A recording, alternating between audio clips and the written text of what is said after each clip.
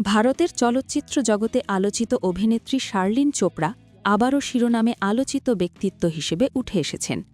কখনো তার সাহসী পোশাকের কারণে, কখনো বা বিতর্কিত মন্তব্যের কারণে তিনি সামাজিক যোগাযোগ মাধ্যমে এবং সংবাদ মাধ্যমে আলোচনার কেন্দ্রবিন্দুতে থাকেন। এবার খবর এসেছে তার সৌন্দর্যবর্ধনমূলক চিকিৎসা এবং এর জটিলতার কারণে হাসপাতালের সঙ্গে তার সম্পর্ক নিয়ে। কয়েক বছর আগে শার্লিন বক্ষস্থল বৃদ্ধির জন্য ইমপ্ল্যান্ট করিয়েছিলেন, যা শুরুতে তার আত্মবিশ্বাস বাড়িয়েছিল। কিন্তু সময়ের সঙ্গে সঙ্গে অতিরিক্ত ওজন এবং শরীরের ভারসাম্যহীনতার কারণে তার পিঠ, ঘাড়, কাঁধ এবং বুকে তীব্র ব্যথা দেখা দিতে থাকে। অসহ্য ব্যথা সহ্য করতে না পেরে শার্লিন চিকিৎসকের পরামর্শে দ্রুত ইমপ্ল্যান্ট অপসারণের সিদ্ধান্ত নেন। সফল অস্ত্রোপচারের পর শার্লিনের শারীরিক অবস্থা এখন স্থিতিশীল এবং তিনি এখন স্বাভাবিক ও হালকা জীবনযাপন করছেন।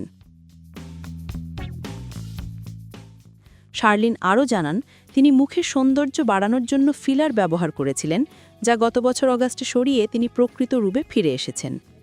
শার্লিনের এই অভিজ্ঞতা তাকে স্বাস্থ্য এবং স্বাভাবিক জীবনযাপনকে অগ্রাধিকার দেওয়া শিখিয়েছে।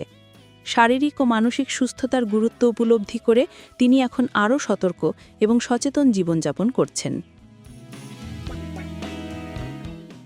ভক্ত এবং নেটিজেনরা ইতিমধ্যেই সোশ্যাল মিডিয়ায় শার্লিনের এই স্বাস্থ্য সচেতনতার গল্পকে প্রেরণার উৎস হিসেবে ভাগ করছেন।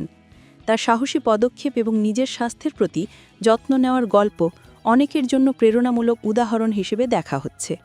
শার্লিন প্রমাণ করলেন যে সৌন্দর্য শুধুই বাহ্যিক নয়, বরং স্বাস্থ্য ও স্বাভাবিকতাই সবচেয়ে গুরুত্বপূর্ণ।